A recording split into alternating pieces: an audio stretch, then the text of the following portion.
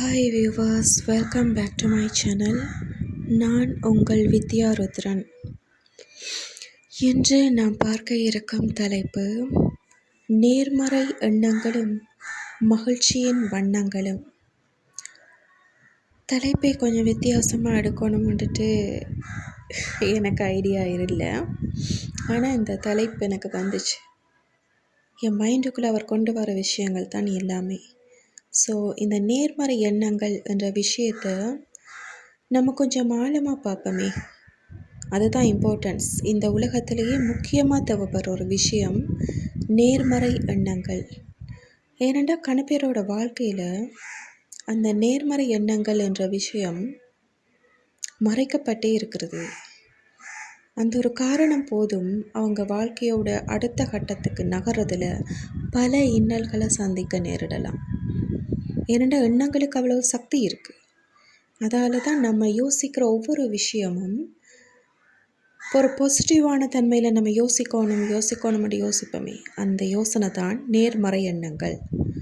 Positive என்றது ஒரு சக்தியை கொடுக்கும். எங்களோட உடலுக்கு, மனமுக்கு, ஆன்மாவுக்கு எல்லாத்துக்குமே ஒரு சக்தியை கொடுக்கும். அந்த எண்ணங்கள் எங்களோட வாழ்க்கையில் பல வகையான விஷயங்களை நிறைவேற்றும். நேர்மறை எண்ணங்களுக்கு ஆப்போசிட்டாக நம்ம யோசிக்கிற விஷயங்கள், அதாவது எதிர்மறையாக நம்ம யோசிக்கிற விஷயங்கள் எங்களோட வாழ்க்கையில் சிக்கல்கள், ப்ராப்ளம்ஸ், பிரச்சனைகள் அதிகமாக கொடுக்கும். எப்பயுமே எங்களோட எண்ணங்கள் எங்களோட உணர்வுகளை பாதிக்கும். மகிழ்ச்சி என்ற விஷயமே எங்களை விட்டு போகிற சிச்சுவேஷனை கூட உருவாக்கும். அதால் தான் நேர்மறை எண்ணங்களை மகிழ்ச்சியின் வண்ணங்களும் என்று நான் குறிப்பிட்டிருக்கேன். ஏனென்றால் நேர்மறை சக்திகள் எங்கே அதிகமாக இருக்கோ அங்கே மகிழ்ச்சி என்ற விஷயம் ரொம்ப ஆழமாகவே இருக்கும். அந்த இடத்துல ஒரு நல்ல வைப்ரேஷன் உணர முடியும். எப்பயுமே இப்போ இறைவனை நம்ம உணர்றதுக்கு நல்ல வைப்ரேஷன், ஒரு நல்ல சக்திகள் இங்கே நடமாட்டம் என்று நம்ம யோசிக்கிறோமே, அது நேர்மறை சக்திகளோட விளைவு. எதிர்மறை ஆற்றல் கொண்ட இடத்துல நல்ல சக்திகள், இறைவன் நடமாட்டம் உட்பட எதையுமே நம்ம உணர முடியாது. எப்பயுமே மனம் போராட்டமாக இருக்கிறது. எண்ணங்கள் ஒரு நல்ல எண்ணங்கள் இல்லை, கெட்ட எண்ணங்கள் இல்லை, தீய எண்ணங்கள், அந்த வன்மம், குரோதம், இந்த மாதிரி விஷயங்கள் அங்கே அதிகமாக இருந்தது என்றா அங்கே தெய்வ நடமாட்டம்ன்றதே இல்லாமல் தான் இருக்கும் எப்பயுமே. அப்போ மகிழ்ச்சியும் அங்கே இருக்காது, அதுவும் இல்லாமல் தான் இருக்கும். ஸோ நேர்மறை சக்திகள்ன்றது சாதாரண விஷயம் இல்லை.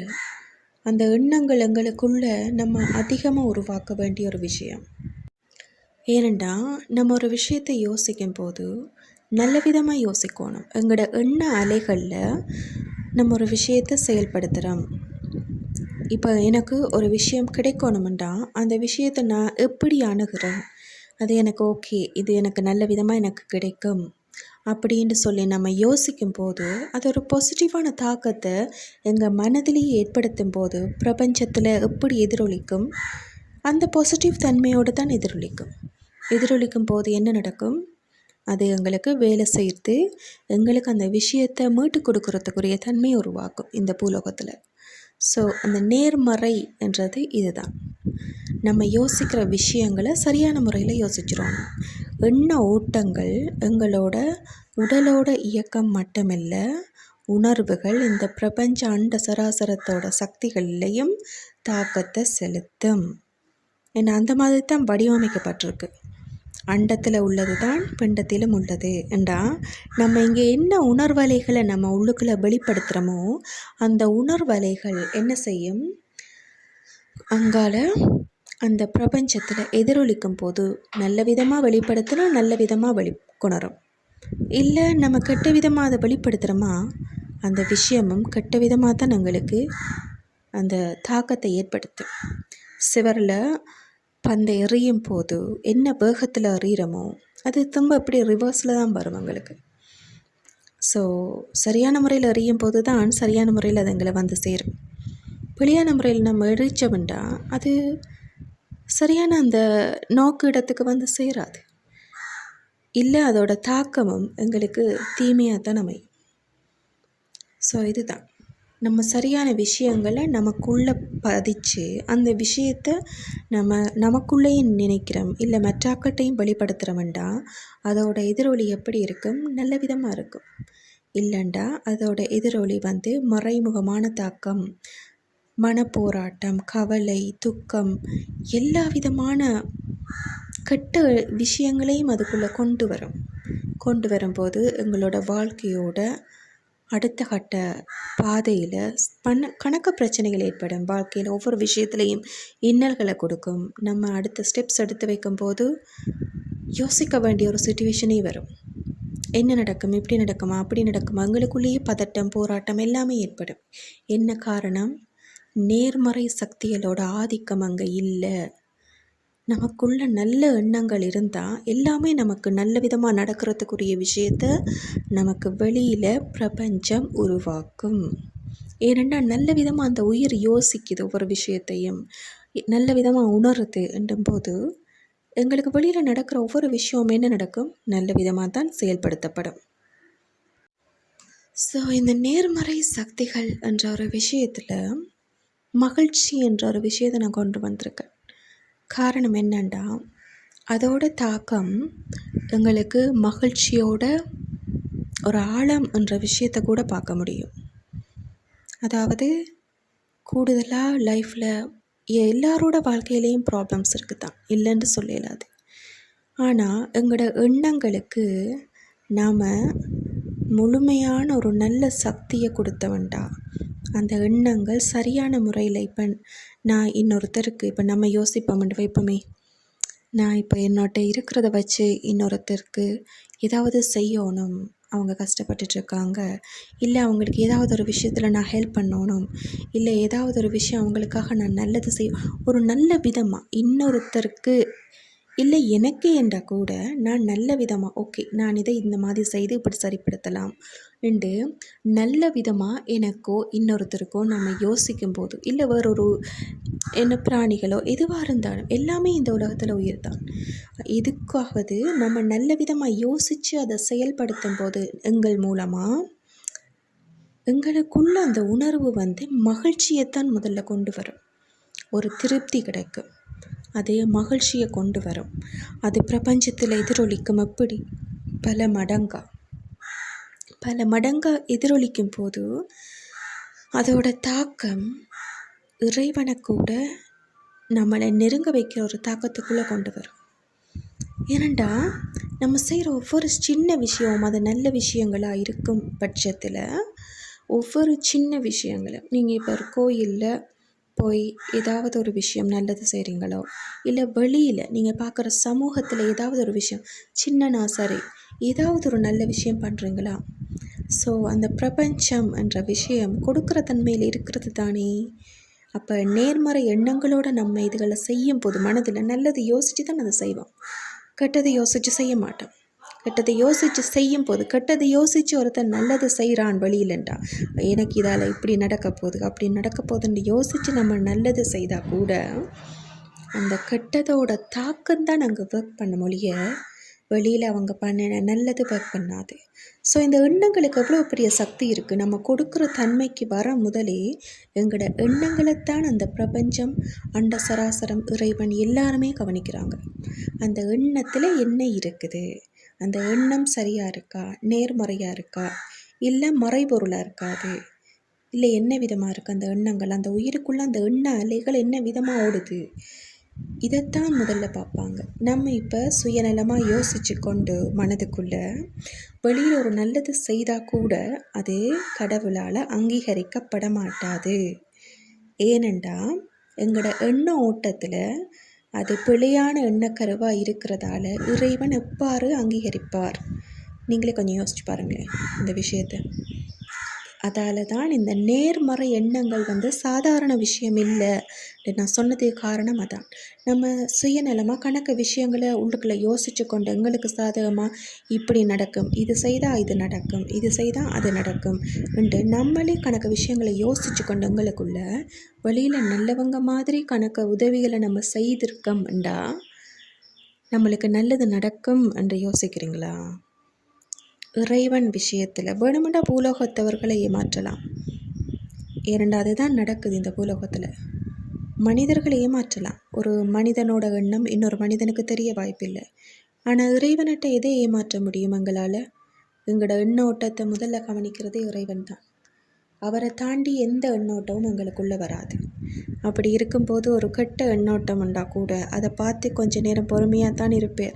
இந்த எண்ணோட்டத்தை வச்சு இந்த உயிர் என்ன செய்யுதுன்னு பார்ப்போம் அப்படின்ட்டு.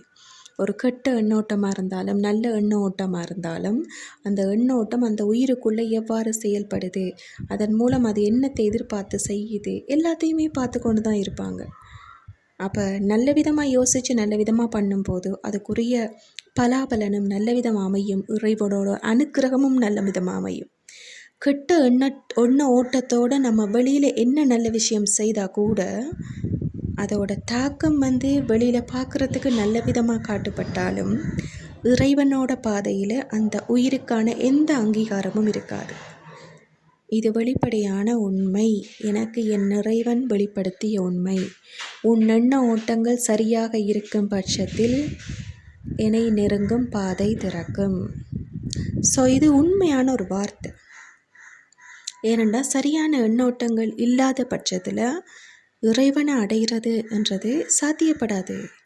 இப்போ இறைவனை நம்ம அடைஞ்சா தான் என்ன, அடையாட்டி தான் என்னன்னு கூட நீங்கள் யோசிக்கலாம். இறைவனை அடைகிறதுன்றது ஒரு விஷயத்தை நான் அடிக்கடி குறிப்பிட்றேனே, அதுக்கு காரணம் அந்த ஒரு விஷயம் நடந்தால் மட்டும்தான் இந்த பிறவி சுழல்லிருந்து எந்த உயிரும் தப்பிக்க முடியும். இல்லாவிட்டால் தொடர்ச்சியாக இந்த பிறவி சுழலுக்குள்ளேயே மாட்டிக்கொண்டு தான் இருப்பாங்க. அதிலிருந்து எப்பயுமே மீள முடியாது. அதால் தான் எங்களோட எண்ண ஓட்டங்களை சரிப்படுத்தி மனதை தூய்மையாக்கி சந்தோஷமாக்கி சில விஷயங்களை நம்ம மேற்கொள்ளும் போது இறைவன் இடத்துல கூட எங்களுக்கு அவர மனதில் கூட இடம் கிடைக்கும். எங்களோட வாழ்க்கையிலிருந்தும் இந்த கலியுக சங்கிலி பிணைப்பிலிருந்து நம்ம விடுபடலாம். சந்தோஷமான நிம்மதியான உலகத்திலேயே வாழ்ந்து கொண்டிருக்கிறோம். இல்லை, மாயை நிரம்பிய ஒரு உலகம், எல்லாமே மாயை தான். அப்படி இருக்கும்போது இந்த உலகத்தில் சில விஷயங்கள்லேருந்து நம்ம விடுபட்டு உண்மையான எங்களுடைய இறைவன் அவரை சேரணும் அந்த மாதிரி நம்ம யோசித்தோம்டா அதுக்கு நம்மளோட எண்ண ஓட்டங்கள் செயல்கள் எல்லாவற்றையும் நல்ல விதமாக நம்ம மாற்றும் போது கணக்க வித்தியாசத்தை நம்ம உணரலாம். வாழ்க்கையில் நல்ல விஷயங்கள் நடக்கும். நல்ல எண்ணோட்டங்கள் இருந்தால் நல்ல விஷயங்கள் நடக்கும். மகிழ்ச்சி குடிகொள்ளும். மனதில் மகிழ்ச்சி குடிக்கொண்டா எங்களுக்கு அடுத்தடுத்து நடக்கிற ஒவ்வொரு விஷயத்துலையும் மிராக்கிள்ஸ்ன்ற விஷயத்தை பார்க்கலாம். நம்ம தேடி போக தேவையில்லது, தானாக நடக்கும். ஒவ்வொரு விஷயத்துலையும் மிராக்கிள்ஸ் நடக்கும். அப்போ எங்களோட எண்ண ஓட்டங்கள் அங்கே சரியாக இருக்கும் போது. ஸோ நேர்மறை எண்ணங்களோட சக்தி என்றது இதுதான். எங்களோட கால பிணைப்பை கூட அறுத்தறியும். ஏனென்றால் இறைவன் நினைச்சா முடியாதது இந்த உலகத்தில் எதுவுமே இல்லை. அப்படிப்பட்ட உலகம் மாய உலகம் இது. ஸோ அவர் நினைச்சா முடியுமெண்டா நம்ம வசிக்கிற உலகம் மாய உலகம்தானே. ஸோ இந்த மாய உலகத்தில் எதை நம்ம முழுமையாக யோசித்து வச்சு வாழ்ந்து கொண்டிருக்கோம்? எதுவுமே இல்லை. என்னை பொறுத்த வரைக்கும் நம்ம செய்கிற ஒவ்வொரு விஷயத்துலேருந்து யோசிக்கிற விஷயத்துலேருந்து எல்லாமே மாயை தான். உண்மை பொருள் இறைவன் மட்டுமே. ஸோ அவங்கள சேரணும், அவங்களோட மனதில் நம்ம இடம் பிடிக்கணும், அவங்கள அடைஞ்சு அவங்களோட நம்ம வாழணும். அந்த மாதிரி யோசித்தோம்னா எங்களோட எண்ண ஓட்டங்களை சரி பண்ணி எங்களோட வாழ்க்கையோட நல்ல விஷயங்களை நம்ம செய்யும்போது நம்ம சில விஷயங்களை எங்களுக்கு இருக்கிற ப்ராப்ளம்ஸ் எல்லா விஷயத்தையும் உடைச்சறியலாம். அதே நேரம் எங்களுடைய பிறவி சுழலை கூட நிப்பாட்டுற சக்தியை இறைவன் கொடுப்பேர். ஸோ அதை விட வேறு என்ன வேணும்? ஆன்ம ஈடேற்றம். இறைவன் அடைகிறதுக்குரிய ஆன்ம ஈடேற்றம்ன்றது அந்த நேரம் நடக்கும். ஸோ இந்த விஷயம் பற்றி தான் நான் கதை கடத்தினேன். நேர்மறை எண்ணங்கள், அதோட சக்திகள் இதுக்கான பேருக்கு விளங்கணும். என்ன சும்மா நம்ம பாசிட்டிவாக திங்க் பண்ணால் தானே எல்லாம் நல்லது நடக்கும் அந்த மாதிரி தனியாக சொல்லி கொண்டிருந்தால் மட்டும் நமக்கு இது விளங்காது. உண்மையாகவே பாசிட்டிவ் என்ற எண்ணத்தை தாண்டி அந்த நேர்மறை எண்ணங்கள் எங்களோட வாழ்க்கையில் எந்த அளவு மட்டத்துக்கு எங்களை கொண்டு போகும், எதிலிருந்தும் எங்களை விடுபட வைக்கும், ஏன் இந்த பிறவி சுழல்லிருந்து கூட எங்களை விடுபட வைக்கும் என்ற விஷயத்தை நம்ம விளங்கி கொள்ளத்தானே வேணும். ஸோ அந்த விஷயத்தை விளங்கப்படுத்துறதுக்கு தான் இந்த வீடியோவை பற்றியே யோசிச்சேன். ஓகே வியூவர்ஸ், இன்றைக்கி நான் கதைக்க நினச்ச விஷயத்த அவரோட அருளால் கதைச்சி முடிச்சிட்டேன். இனி அடுத்த ஒரு சுவாரஸ்யமான ஒரு தலைப்போடு நான் உங்களை சந்திக்கிறேன். நான் உங்கள் வித்யா ருத்ரன். நன்றி.